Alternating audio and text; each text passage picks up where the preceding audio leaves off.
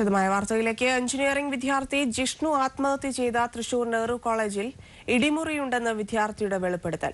മുൻ മന്ത്രി കെ.പി. വിശ്വനാഥന്റെ മകനും കോളേജ് PROയുമായ സഞ്ജിത് വിശ്വനാഥന്റെ ഓഫീസിലാണ് വിദ്യാർത്ഥികളെ മർദ്ദിച്ചിരുന്നത്.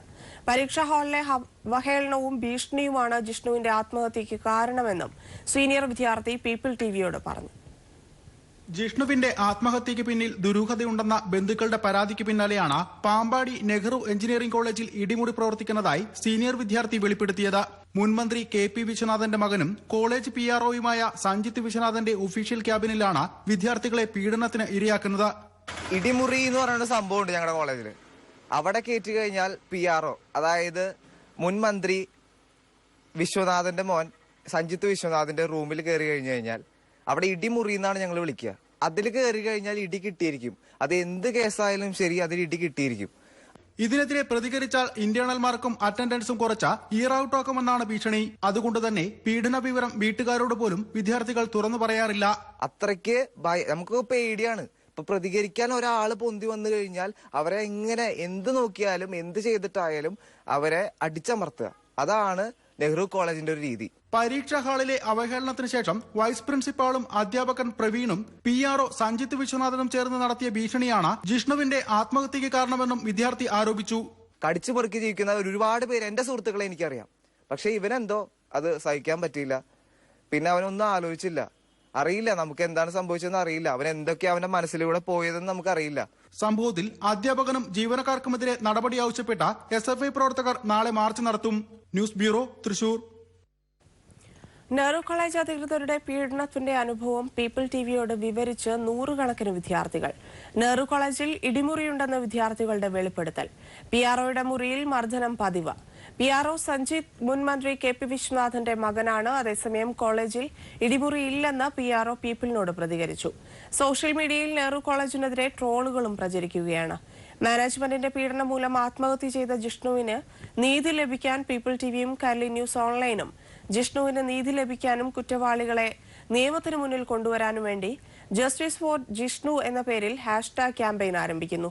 പീപ്പിൾ TV പ്രേക്ഷകർക്കും കേരള ന്യൂസ് ഓൺലൈൻ വായനക്കാർക്കും അഭിപ്രായങ്ങൾ രേഖപ്പെടുത്താം. കേരളത്തിലെ ക്യാമ്പസുകൾ കലാലയങ്ങൾക്ക് പകരം കൊലാലയങ്ങൾ അഥവാ കൊലപാതകം നടത്തുന്ന കലാലയങ്ങളായി മാറുന്ന സാഹചര്യത്തിലാണ് ക്യാമ്പയിൻ ഏറ്റെടുക്കുന്നത്. പെട്രോൾ പമ്പുകളിൽ ഇന്ന് അർദ്ധരാത്രി മുതൽ ഡെബിറ്റ് ക്രെഡിറ്റ് കാർഡുകൾ സ്വീകരിക്കില്ല. പമ്പ് ഉടമകളുടേതാണ് തീരുമാനം. ബാങ്കുകൾ സർവീസ് ചാർജ് ഈടാക്കുന്നതിൽ പ്രതിഷേധിച്ചാണ് തീരുമാനം. നഷ്ടം സഹിച്ച് മുന്നോട്ടു പോകാനാകില്ലെന്ന് പമ്പ് ഉടമകൾ അറിയിച്ചു. ഉത്തർപ്രദേശ് അടക്കമുള്ള 5 സംസ്ഥാനങ്ങളിലേക്കുള്ള തെരഞ്ഞെടുപ്പിൽ CPIM അടക്കമുള്ള ഇടത് പാർട്ടികൾ തനിച്ചു മത്സരിക്കുമെന്ന് സീതാറാം യെച്ചൂരി. രാഷ്ട്രീയ പാർട്ടികൾ സ്വത്ത് വിവരങ്ങൾ പരസ്യപ്പെടുത്തണമെന്ന മോദിയുടെ നിർദ്ദേശത്തെ സ്വാഗതം ചെയ്യുന്നതായും യെച്ചൂരി. മോദി നടത്തുന്ന റാലികളുടെ ചിലവ് പരസ്യപ്പെടുത്താൻ മോദിക്ക് ധൈര്യമുണ്ടോ എന്നും യെച്ചൂരി വെല്ലുവിളിച്ചു. CPIM കേന്ദ്ര കമ്മിറ്റി തീരുമാനങ്ങൾ വിശദീകരിച്ചുകൊണ്ട് നടത്തിയ വാർത്താ സമ്മേളനത്തിലാണ് യെച്ചൂരി ഇങ്ങനെ പ്രതികരിച്ചത്. നിർണായകമായ ഏറെ രാഷ്ട്രീയ തീരുമാനങ്ങൾ എടുത്താണ് CPIMന്റെ 4 ദിവസം നീണ്ടുനിന്ന നേതൃയോഗം അവസാനിച്ചത്. വരാൻ പോകുന്ന 5 സംസ്ഥാനങ്ങളിലേക്കുള്ള തിരഞ്ഞെടുപ്പിൽ CPIMും ഇടത് പാർട്ടികളും തനിച്ചു തന്നെ മത്സരിക്കും. And we have discussed also the tactics that we'll adopt in the 5 states where the elections are due. And in all these 5 states we have decided that the left front would independently contest these elections with projecting our point of view, our alternative policies. And UP elections, as you know, are very crucial for the future of our country. So therefore, all our focus of attention would be to defeat the communal forces and the communal combination. Note നിരോധിച്ചതിനു ശേഷം കള്ളപ്പണം തിരികെ എത്തിയില്ല എന്ന് മാത്രമല്ല, ഉദ്ദേശിച്ച ഒരു ലക്ഷ്യവും നടപ്പിലായില്ലെന്ന് യെച്ചൂരി പറഞ്ഞു. രാഷ്ട്രീയ പാർട്ടികളുടെ സ്വത്തുവിവരങ്ങൾ പരസ്യപ്പെടുത്താൻ ആവശ്യപ്പെട്ട പ്രധാനമന്ത്രിയുടെ നിർദ്ദേശത്തെ യെച്ചൂരി സ്വാഗതം ചെയ്തു. ലക്നൌവിലടക്കം മോദി നടത്തിയ റാലികളുടെ ചിലവ് പരസ്യപ്പെടുത്താൻ തയ്യാറുണ്ടോ എന്ന് മോദിയെ യെച്ചൂരി വെല്ലുവിളിച്ചു. But apart from that, the Prime Minister should be asked, what is the cost of the recent Lucknow rally that you held last week? How much was spent? Where did you get this money from? If the Prime Minister wants the whole country to be transparent, then let him begin it himself. Let him tell the country how his 2014 campaign was financed, who financed it, If he wants this morality, will Prime Minister accept our suggestion to ban corporate donations to political parties? Will the Prime Minister agree that parties' expenditures must be brought under the ceiling for candidates by the Election Commission? If you want to fight political corruption, then you take these two elementary steps. No, what is happening is just mere rhetoric and propaganda, but no concrete measures. കേന്ദ്ര സർക്കാരിന്റെ ജനവിരുദ്ധ തീരുമാനത്തിനെതിരെ രാജ്യവ്യാപകമായ പ്രക്ഷോഭത്തിന് ആഹ്വാനം ചെയ്താണ് CPM-ന്റെ കേന്ദ്ര committee യോഗം അവസാനിച്ചത്. S Jeevankumar, Thiruvananthapuram. അച്ചടക്ക ലംഘനത്തെ തുടർന്ന് മുതിർന്ന നേതാവ് VS അച്യുതാനന്ദനെ താക്കീത് ചെയ്യാൻ CPM കേന്ദ്ര കമ്മിറ്റി തീരുമാനിച്ചു.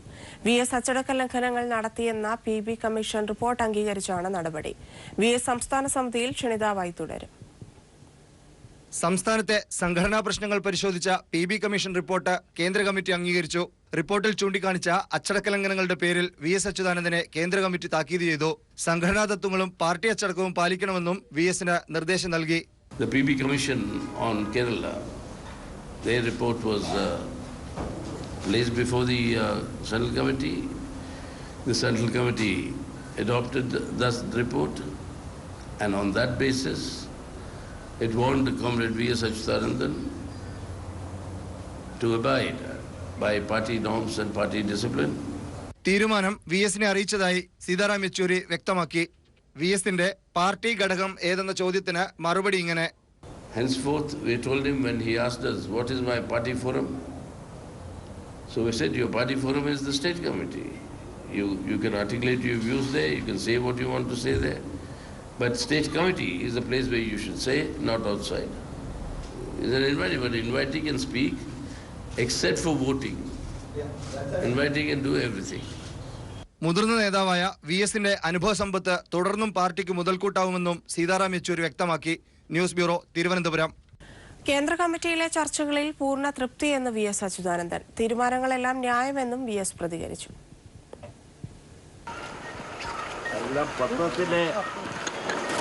നിങ്ങൾക്ക് തരും ഒഫീഷ്യലായിട്ട്. പാർട്ടി എന്തെങ്കിലും അങ്ങോട്ട് പറഞ്ഞിട്ടുണ്ടോ?